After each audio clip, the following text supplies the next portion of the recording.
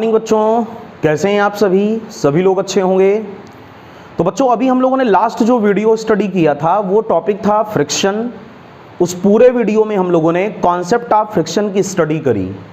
घर्षण क्या होता है, घर्षण का सिद्धांत क्या है, घर्षण कैसे उत्पन्न होता है, घर्षण किन किन कारकों पर निर्भर करता है, फ्रिक्शन कौन कौन से फैक्टर्स पे डिपेंड करता है और कौन कौन से फ्रिक्शन फैक्टर्स पे डिपेंड नहीं करता। ठीक है, तो सबको समझ में आ गया होगा। सभी लोग अपनी पढ़ाई को अच्छी तरह करते रहें और कंटिन्यूअसली सारे वीडियोस को देखकर नोट्स को बनाते रहें और अपनी अच्छी तैयारी, अगर आप 11th क्लास में हैं तो आप उसकी अच्छी तैयारी करें, और अगर आप IIT JEE नीट या फिर डिफेंस की तैयारी कर रहे हैं, NDA जैसे एग्जाम की तैयारी कर रहे हैं, तो आप किसी भी प्रतियोगी परीक्षा की तैयारी कर रहे हो, आपके लिए वीडियो बड़े इंपॉर्टेंट होते हैं। आप इनके नोट्स बनाएं और कंटिन्यूअसली इनको तैयार करते रहें। चला जाए, चलिए आगे की ओर हम लोग बढ़ते हैं अपने नए टॉपिक की ओर।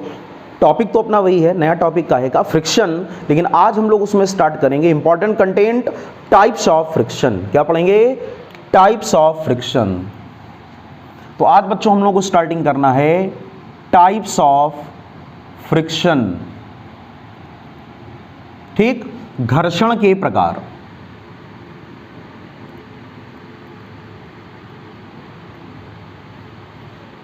घर्षण के प्रकार, टाइप्स ऑफ फ्रिक्शन। फ्रिक्शन के बारे में हम लोगों ने क्या पढ़ा था कि फ्रिक्शन एक प्रकार का अपोजिंग फोर्स है, लेकिन फ्रिक्शन हमेशा मोशन को अपोज ही नहीं करता, फ्रिक्शन मोशन को सपोर्ट भी करता है।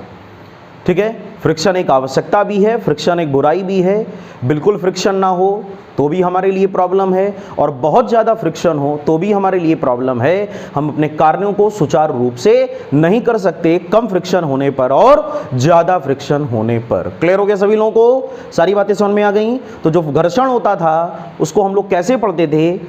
हम लोगों ने ये कहा कि जैसे हमारे पास, छोटा सा एक रिव्यू दे दें ताकि जो नए बच्चे वीडियो देख रहे हैं उनको भी पूरा टॉपिक क्लियर हो जाए।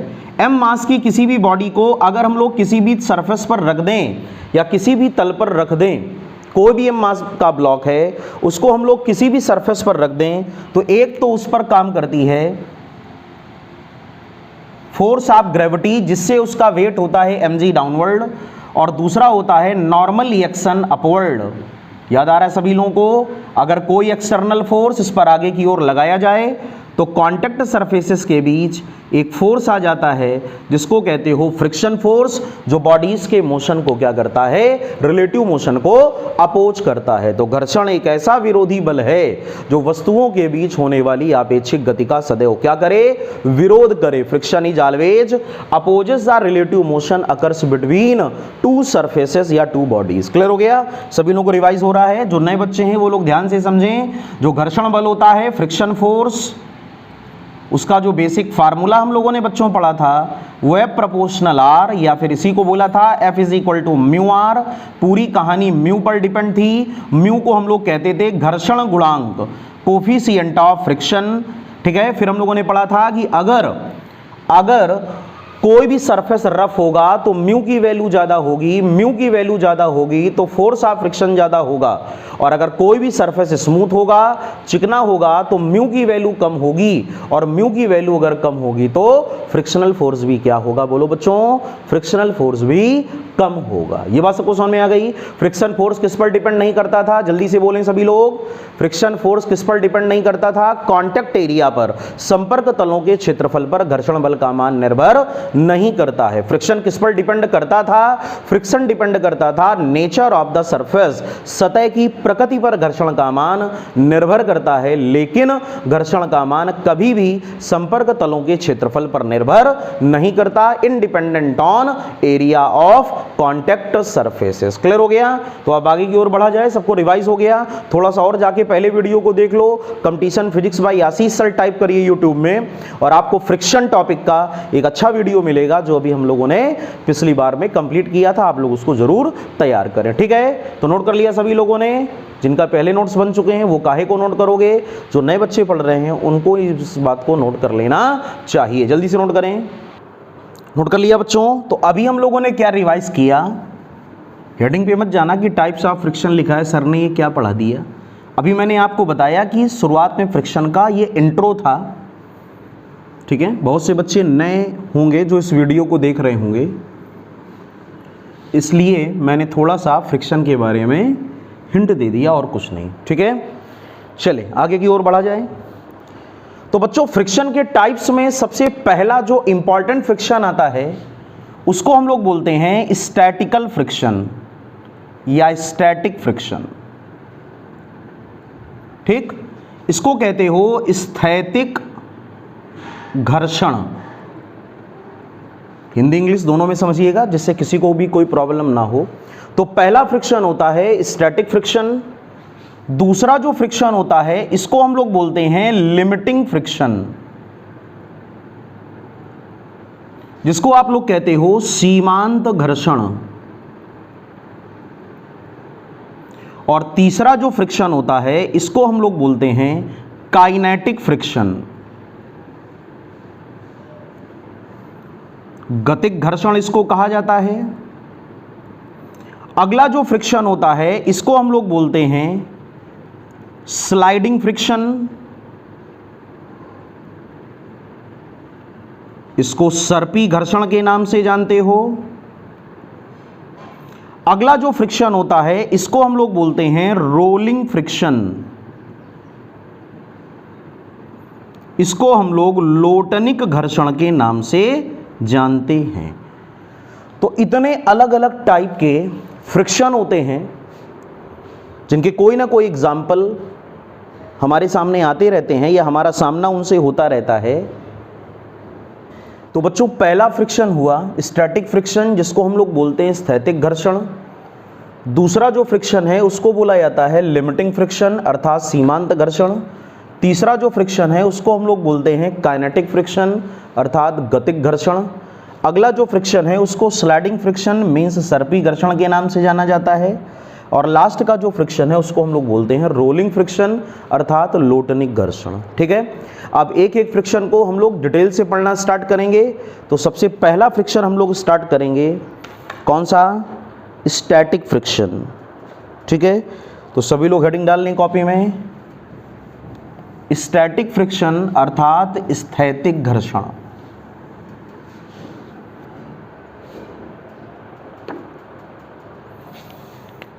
स्टैटिक फ्रिक्शन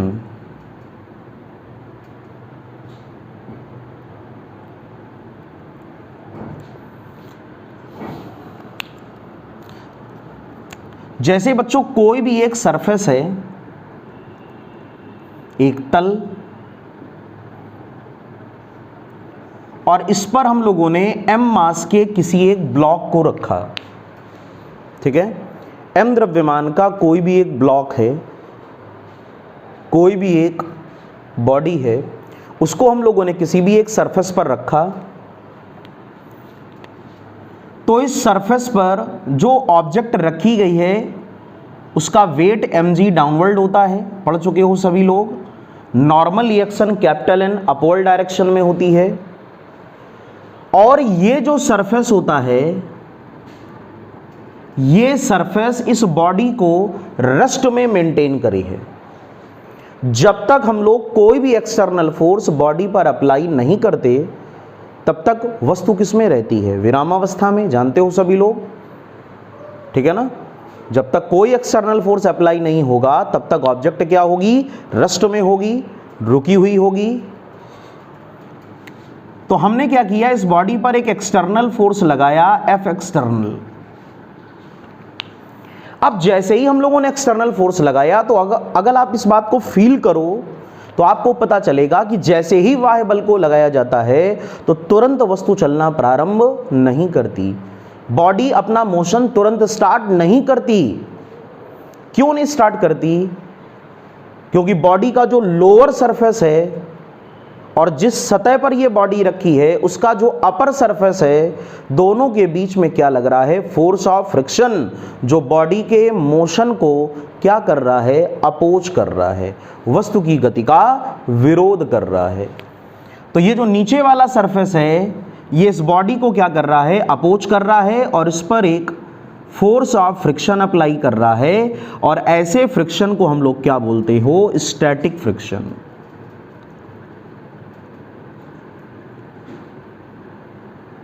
कौन सा फ्रिक्शन? स्टैटिक फ्रिक्शन अर्थात स्थैतिक घर्षण। किसी भी ऑब्जेक्ट को रेस्ट पोजीशन में मेंटेन रखने के लिए, स्टैटिक नाम ही देखो क्या, स्टैटिक, स्टैटिक माने रुका हुआ या रोकने के लिए। तो किसी भी बॉडी को मोशन में जाने से रोकने के लिए या उसको रेस्ट में मेंटेन करने के लिए, मेरी बात को ध्यान से समझें आप सभी लोग, किसी भी बॉडी को रेस्ट में मेंटेन करने के लिए अर्थात वस्तु को विरामावस्था में बनाए रखने के लिए जिस घर्षण की आवश्यकता होती है उसी फ्रिक्शन को हम लोग क्या बोलते हो? फोर्स ऑफ स्टैटिक फ्रिक्शन, या इसी को स्थैतिक घर्षण बल अर्थात स्टैटिक फ्रिक्शन के नाम से जाना जाता है। तो इन दोनों के बीच में जो फ्रिक्शन लग रहा है वो कौन सा? स्टैटिक। स्टैटिक का मतलब हुआ which maintains the rest position of any object, जो किसी वस्तु की विरामावस्था में या किसी भी वस्तु को विराम अवस्था में बनाए रखने का प्रयास करे या विराम अवस्था में बनाए रखे, उस समय जो फ्रिक्शन होता है उसी को हम लोग क्या बोलते हो? स्टैटिक फ्रिक्शन अर्थात उसको स्थैतिक घर्षण के नाम से जाना जाता है। सभी लोगों को पूरी बात समझ में आ गई? To maintain rest state of any body, frictional force required is known as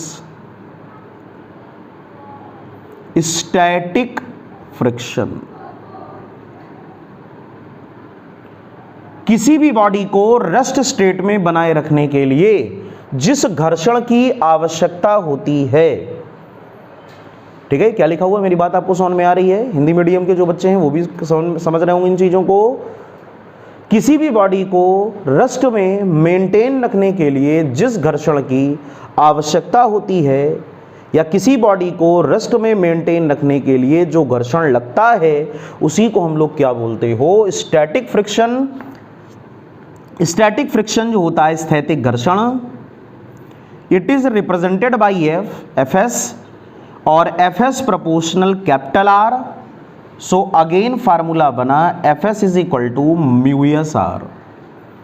F S is equal to mu S R. ध्यान से समझिएगा, बहुत इंपॉर्टेंट चैप्टर है। म्यू एस को हम लोग बोलते हो कोफिशिएंट ऑफ स्टैटिक फ्रिक्शन, स्थैतिक घर्षण गुणांक। क्या बोला जाता है इसको? स्थैतिक घर्षण गुणांक means coefficient of static friction, और जो आर होता है capital R that is equal to M G. तो पूरा फार्मूला क्या बना बच्चों? F S is equal to mu S M G. पूरा फार्मूला क्या बना?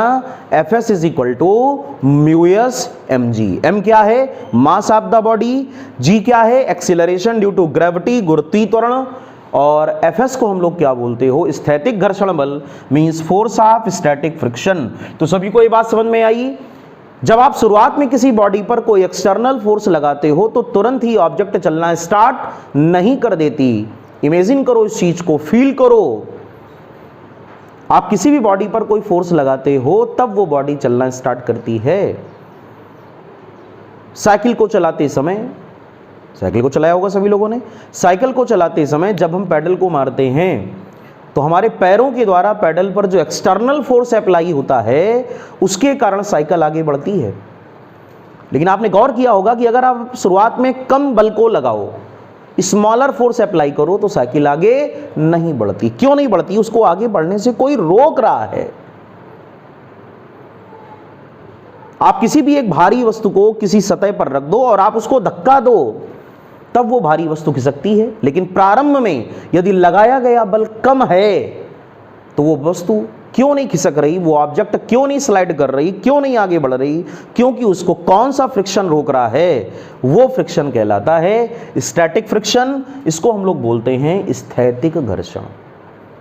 पूरी बात आपको समझ में आ गई। तो स्टैटिक फ्रिक्शन क्या होता है? ऐसा घर्षण बल जो वस्तु को विराम अवस्था में बनाए रखता है या बनाए रखने का प्रयास करता है। That type of force which maintains the rest state of any object और try to maintain to rest state of any object is known as static friction. It is represented by Fs और formula क्या होता है? Fs is equal to mu S are.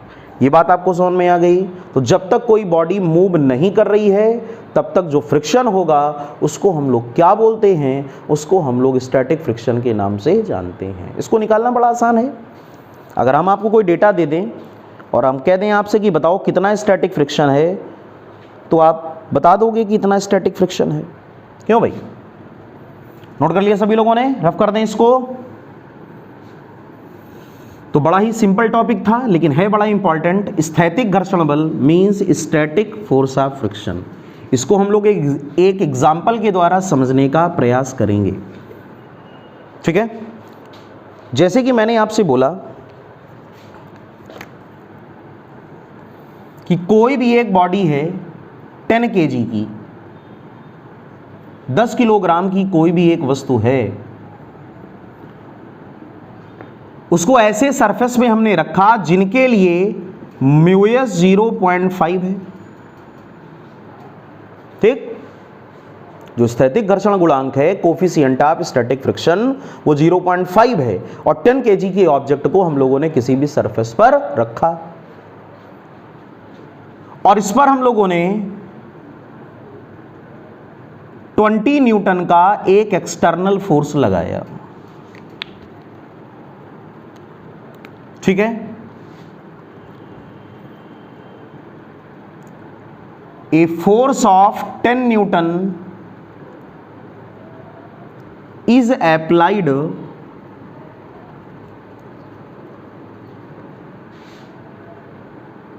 on any object shown in figure। सब कुछ figure में दिया है। Then find static friction। स्थैतिक घर्षण बल को ज्ञात करो।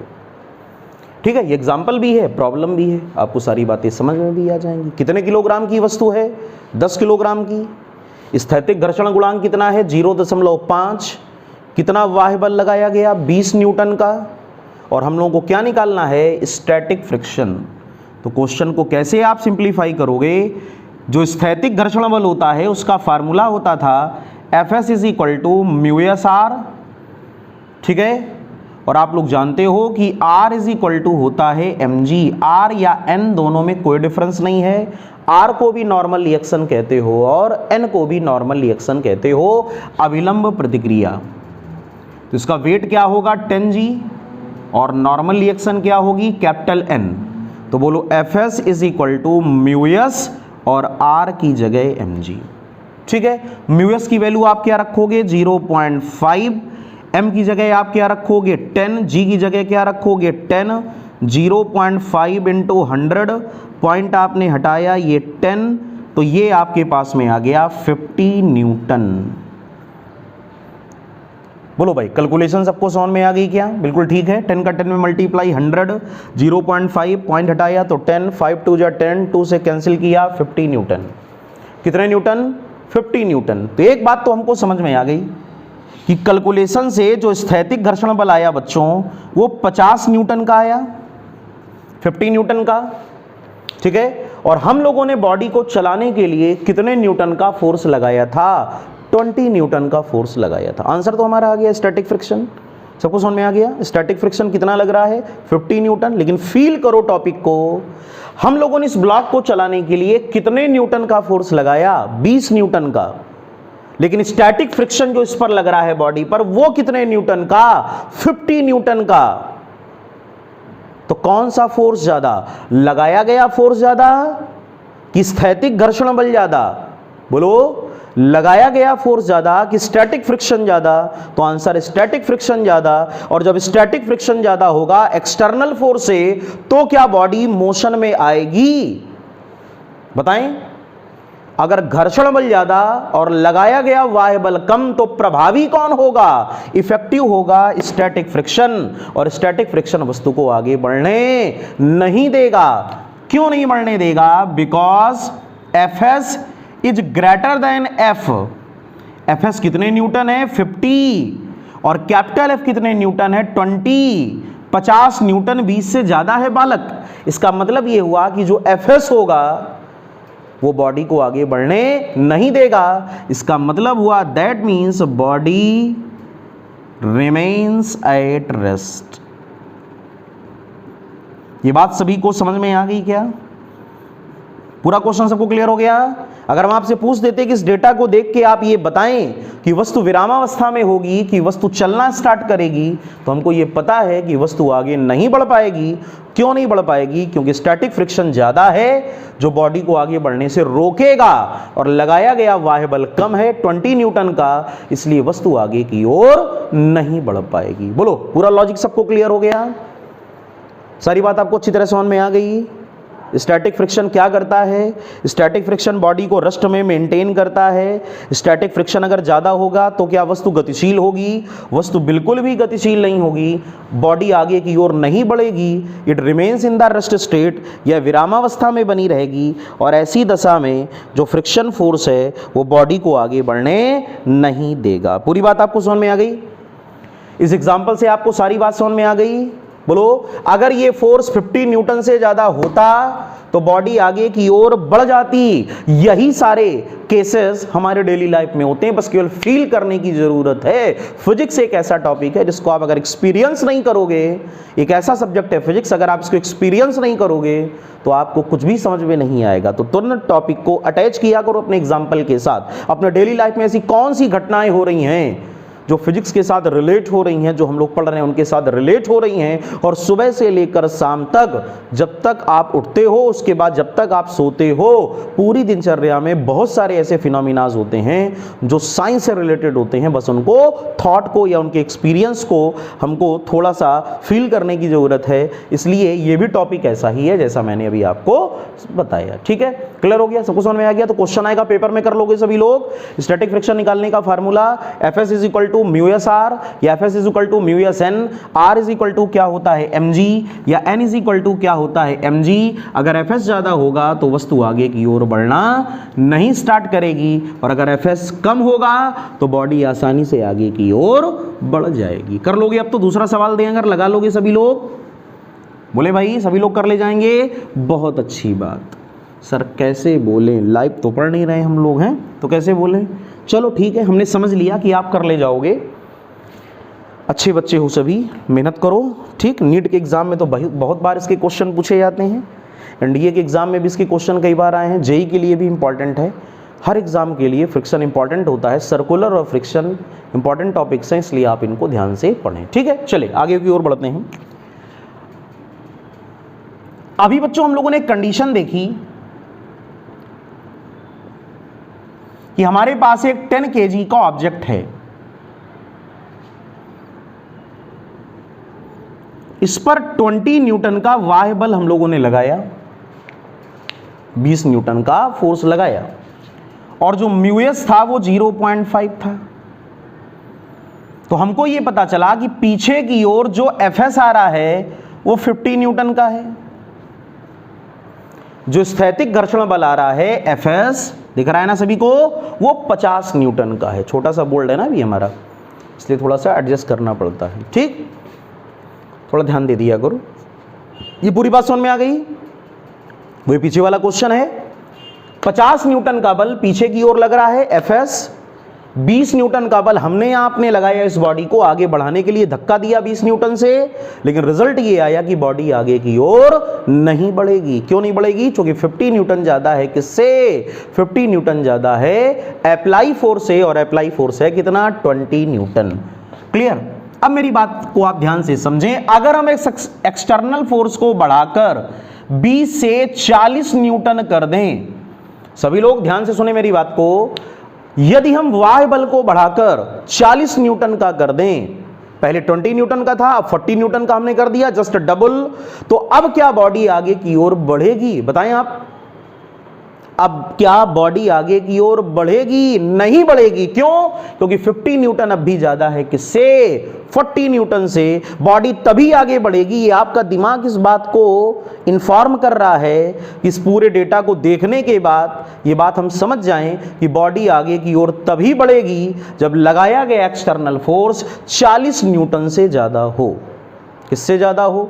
40 न्यूटन से। क्यों? अगर 40 न्यूटन से ज्यादा कर दो और इतना ज्यादा कर दो, हम ये कह सकते हैं कि लगाया गया एक्सटर्नल फोर्स 50 न्यूटन से ज्यादा हो। 40 से कह को 40 को मान लो आपका तो सर 45 न्यूटन हमने कर दिया, तो अब तो बॉडी चलनी चाहिए आप जैसे कह रहे हो, है ना? तो वो थोड़ी सी बात हमने करेक्शन कर दिया, उसमें लगाया गया वाह्य बल स्थैतिक घर्षण बल से ज्यादा होना चाहिए, 50 न्यूटन से ज्यादा होना चाहिए। और जैसे ही लगाए गए फोर्स को 50 न्यूटन से ज्यादा किया, जैसे फॉर द एग्जांपल अगर इस फोर्स को हटाकर हम लोग कर दें 60 न्यूटन, कितना कर दें? 60 न्यूटन, तो क्या बॉडी चलना स्टार्ट करेगी? यस, अब बॉडी चलना स्टार्ट करेगी, क्योंकि एफएस बॉडी को रोक नहीं पाएगा। जो स्थैतिक घर्षण है वो वस्तु की गति का विरोध नहीं कर पाएगा, क्योंकि एफएस ज्यादा से ज्यादा कितना है? 50 न्यूटन। एफएस इससे ज्यादा नहीं हो सकता। स्टैटिक फ्रिक्शन 50 न्यूटन से ज्यादा नहीं हो सकता, और जब स्टैटिक फ्रिक्शन 50 न्यूटन से ज्यादा नहीं हो सकता, इसका मतलब क्या हुआ कि अगर हम एक्सटर्नल फोर्स को बढ़ाकर 60 न्यूटन कर दें, 50 से ज्यादा कर दें, तो वो आसानी से वस्तु चलना स्टार्ट कर देगी। और इस पूरे टॉपिक से हमको एक कॉन्सेप्ट लेना है, और वो कॉन्सेप्ट क्या है बच्चों? मेरी बात को ध्यान से समझें कि जो Fs is equal to 50 newton है, ये Fs की मैक्सिमम वैल्यू है, ये Fs की मैक्सिमम वैल्यू है। और जो Fs की मैक्सिमम वैल्यू होती है उसको हम लोग बोलते हैं लिमिटिंग फ्रिक्शन, सीमांत घर्षण। जो घर्षण वस्तु की गति का विरोध कर रहा था वो 50 न्यूटन से ज्यादा नहीं हो सकता। कम तो हो सकता है लेकिन ज्यादा नहीं हो सकता। इसका मतलब ये हुआ, ये वो फ्रिक्शन है जो ज्यादा से ज्यादा 50 न्यूटन तक पहुंचेगा। इसीलिए इस फ्रिक्शन का अब नाम क्या पड़ गया? लिमिटिंग फ्रिक्शन, या इसी को बच्चों हम लोग क्या बोलते हैं? सीमांत घर्षण। बोलो भाई, सबको बात समझ में आ गई क्या? किसी को कोई प्रॉब्लम तो नहीं? सीमांत घर्षण आपको समझ में आया? आप ये भी कह सकते हो, you can also say that the maximum value of static friction is known as limiting friction. स्थैतिक घर्षण बल के अधिकतम मान को सीमांत घर्षण बल कहते हैं। स्थैतिक घर्षण के अधिकतम मान को हिंदी में भी हम लिख लेते हैं, देखा आपने, अच्छी तरह लिख लेते हैं गुड राइटिंग में, जहां तक हमको लगता है, बाकी पता नहीं कैसी बन रही है। स्थैतिक घर्षण के अधिकतम मान को सीमांत घर्षण कहते हैं। ठीक है, अब चूंकि हिंदी में लिखना कम होता है, बाकी ऐसा नहीं, हमारी मातृभाषा है इसलिए हम लोग लिख लेते हैं और लिखना भी चाहिए। The maximum value of, English medium वाले बालकों, द बालक एंड बालिकाओं अगर देख रहे हो, द मैक्सिमम वैल्यू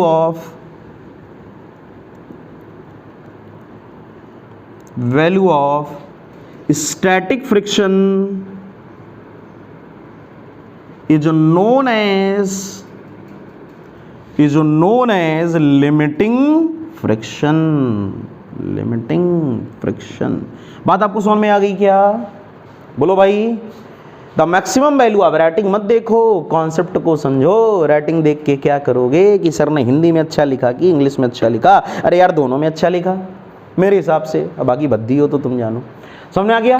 तो स्टैटिक फ्रिक्शन की जो मैक्सिमम वैल्यू है उसको हम लोग क्या बोलते हैं? लिमिटिंग फ्रिक्शन, सीमांत घर्षण। सीमांत घर्षण क्या है? स्थैतिक घर्षण बल का जो अधिकतम मान है उसी को सीमांत घर्षण कहते हो, बाकी और कुछ नहीं है अलग से।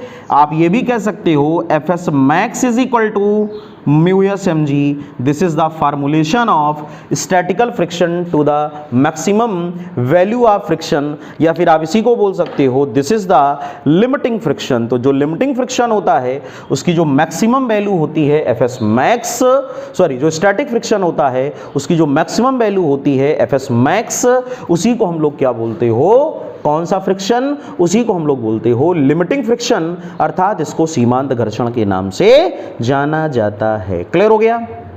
बोलो भाई, सबको पूरी बात समझ में आ गई? स्टैटिक फ्रिक्शन और लिमिटिंग फ्रिक्शन सभी को क्लियर है? किसी को कोई कंफ्यूजन तो नहीं? एफएस मैक्स को ही क्या बोलते हो? Limiting friction. म्यूएस को क्या बोलते हो? Coefficient of static friction. Mu s की वैल्यू हमेशा क्या होती है? बोलो भाई, म्यूएस हमेशा जीरो से बड़ा होता है। जीरो कैसे हो सकता है? कोफिशिएंट ऑफ फ्रिक्शन क्या जीरो हो सकता है? जीरो हो गया तो फ्रिक्शन ही खत्म हो गया। लेकिन कहीं कहीं लिख देते हैं ऐसे, is greater than or equal to zero, तो सही है। लेकिन ये मान के चलो एग्जैक्ट रिजल्ट ये सही है कि म्यूएस की वैल्यू हमेशा जीरो से बड़ी होती है। Mu s is always greater than zero. Clear हो गया?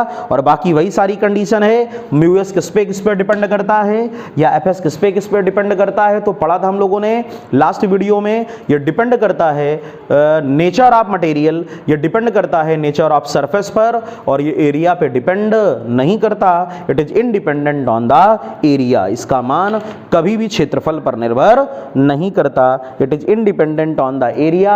ये डिपेंड करता है तो केवल किस पर? सतह की प्रकृति पर, नेचर ऑफ द सरफेस। और किस बात पर डिपेंड करता है? और ये डिपेंड करता है कांटेक्ट सरफेस के, बोलो, कांटेक्ट सरफेस के नेचर पर।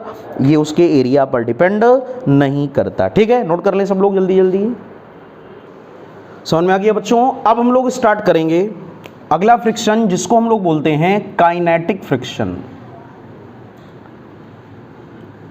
अभी सारे फ्रिक्शन के आप कॉन्सेप्ट समझ लो इस वीडियो में, उसके बाद फिर हम इनके क्वेश्चंस को भी आपको लगा के दिखाएंगे कि आपको कैसे क्वेश्चंस करना है। ठीक है? कौन सा फ्रिक्शन है? Kinetic friction. जैसा कि इसका नाम सब लोग जानते हो, काइनेटिक का मीन्स होता है गति की अवस्था। काइनेटिक का मीन्स क्या होता है? गति की अवस्था। जैसे किसी भी सरफेस पर कोई भी एक ऑब्जेक्ट या कोई भी एक ब्लॉक रखा जाए,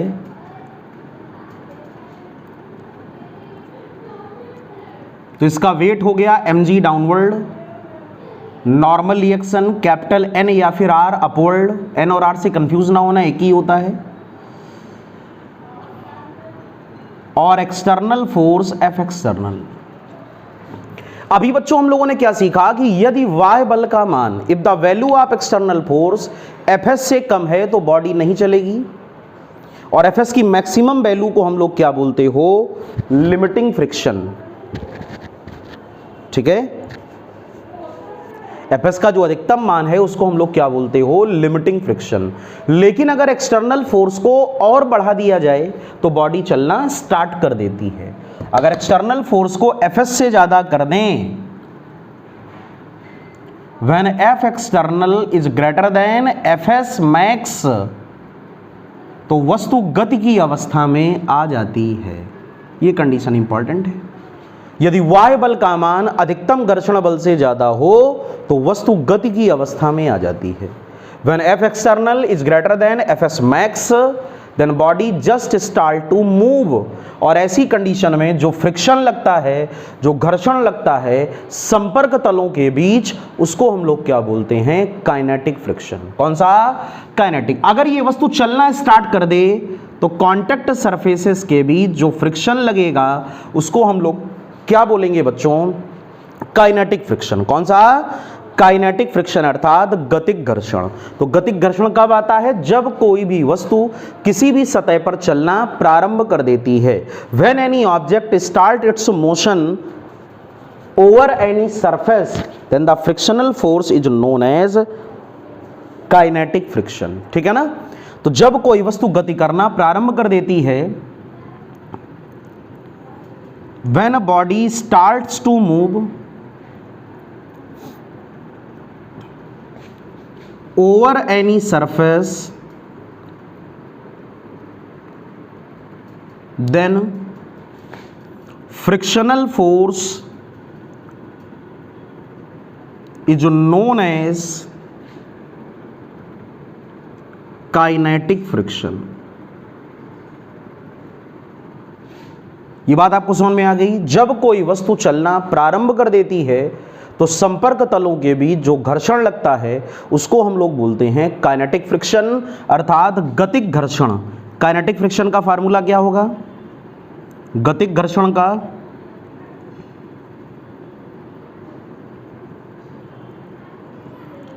एफ के इज इक्वल टू म्यू के एन, और n के बारे में सब लोग जानते हो, n इज इक्वल टू क्या होता है, mg। तो इसी को हम लोग क्या बोल सकते हैं, एफ के इज इक्वल टू म्यू के mg, एफ के इज इक्वल टू म्यू के mg। और एफ के को कौन सा फ्रिक्शन कहा जाता है, एफ के को काइनेटिक फ्रिक्शन के नाम से जाना जाता है। तो गतिक घर्षण की बात आपको समझ में आई। यदि किसी वस्तु पर लगने वाले बाह्य बल का मान स्थैतिक घर्षण के अधिकतम मान से ज्यादा हो जाए, when external force acting on any object become more than maximum value of static friction, तो इस दशा में जो घर्षण उत्पन्न होगा, जो फ्रिक्शन होगा, उसी को हम लोग क्या बोलते हैं, काइनेटिक फ्रिक्शन, अर्थात इसको गतिक घर्षण के नाम से जानते हैं। तो एफ के इज इक्वल टू क्या हो गया, म्यू के एम जी। यहां पर म्यू के को क्या कहा जाता है, म्यू के को आप लोग बोलते हो कोफिशिएंट ऑफ काइनेटिक फ्रिक्शन, ठीक, गतिक घर्षण गुणांक।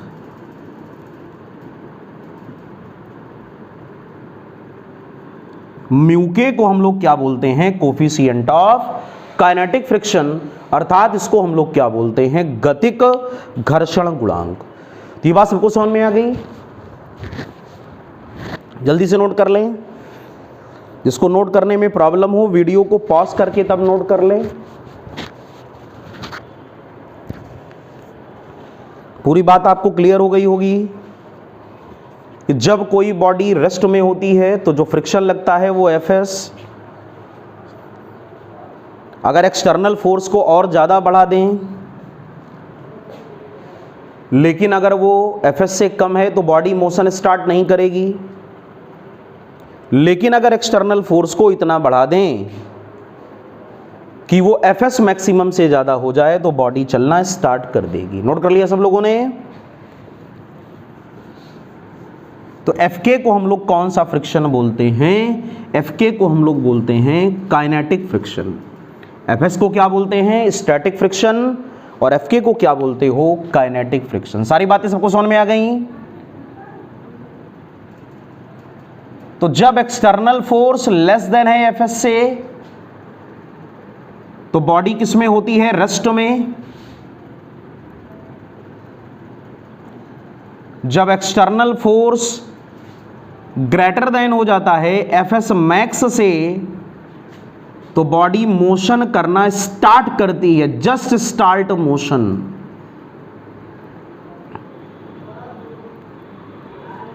ठीक है,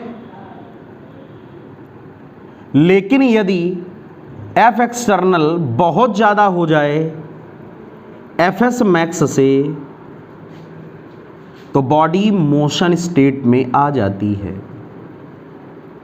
क्लियर। जब रेस्ट में होगी तो फ्रिक्शन होगा एफ एस को कहते हो स्टैटिक फ्रिक्शन। जब जस्ट स्टार्ट इट्स मोशन, गति को प्रारंभ ही करेगी, तो होगा एफ एस मैक्स, स्थैतिक घर्षण का अधिकतम मान। और जब मोशन स्टेट को मेंटेन कर लेगी तो इसको हम लोग बोलते हैं एफ के, और एफ के को बोला जाता है काइनेटिक फ्रिक्शन, अर्थात गतिक घर्षण। ठीक है, एक बात आप हमेशा इसमें याद कर लो कि जो एफ एस मैक्स होता है वो ज्यादा होता है एफ के से। स्थैतिक घर्षण बल हमेशा गतिक घर्षण बल से ज्यादा होगा। या तो आप ये समझ लें कि जो सीमांत घर्षण बल है, लिमिटिंग फ्रिक्शन, ये भी एफ के से क्या होगा, ज्यादा। वो फोर्स सबसे ज्यादा होता है फ्रिक्शन का जो बॉडी को आगे बढ़ने से रोकता है। रेस्ट से जो फोर्स लगे वो ज्यादा, और एक बार अगर बॉडी चल दे तो उस पर लगने वाला फ्रिक्शन उतना ज्यादा नहीं होता। बॉडी आसानी से आगे बढ़ती रहती है, मोशन में बनी रहती है, तो वो फोर्स इतना ज्यादा नहीं होता। क्लियर हो गया। तो एफ एस मैक्स किससे ज्यादा होता है, एफ के से। ऐसे एक प्रॉपर्टी में अगर हम लोग उसको लर्न करें तो हम लोग ये भी कह सकते हैं कि mu S is greater then mu के। म्यूएस को क्या बोलते हो? Coefficient of static friction. और म्यूके को क्या बोलते हो? Coefficient of kinetic friction. तो कई बार ऑब्जेक्टिव एग्जाम में बन जाते हैं कि दोनों में क्या रिलेशनशिप है, म्यूएस और म्यूके में। तो दोनों में बड़ी सिंपल रिलेशनशिप है। म्यूएस की वैल्यू हमेशा किससे ज्यादा होती है? म्यूके से। म्यूएस को कहते क्या हो? Coefficient of static friction. Mu K को क्या कहते हो? Coefficient of kinetic friction. तो म्यूएस की वैल्यू हमेशा किससे ज्यादा होती है? म्यूके से। इस बात को आप कहीं नोट कर लें, mu S is always greater than mu K. और कभी भी कोई रिलेशन आ जाए कि out of following correct relation कौन सा है, तो म्यूएस अपॉन म्यूके की वैल्यू हमेशा 1 से ज्यादा होती है। The value of mu S to the mu K is always greater than 1। Mu S और म्यूके का अनुपात सदैव 1 से बड़ा होता है। The ratio of mu S to the mu K is always greater than 1। लिख लें इन सारी चीजों को, बहुत ही इंपॉर्टेंट ये सारे कंटेंट हैं।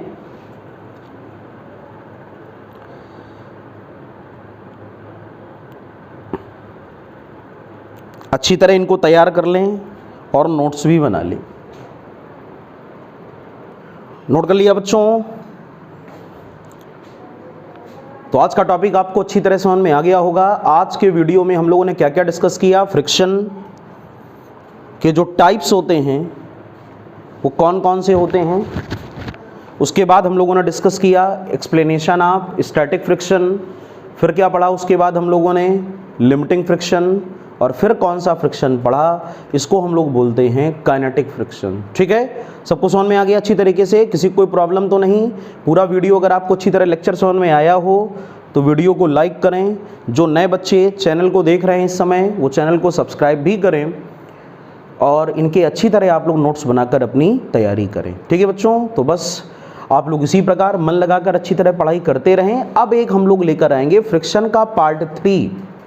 ठीक है, उस तीसरे वीडियो में हम लोग पढ़ेंगे रोलिंग फ्रिक्शन और स्लाइडिंग फ्रिक्शन, लोटनिक और सर्पी घर्षण।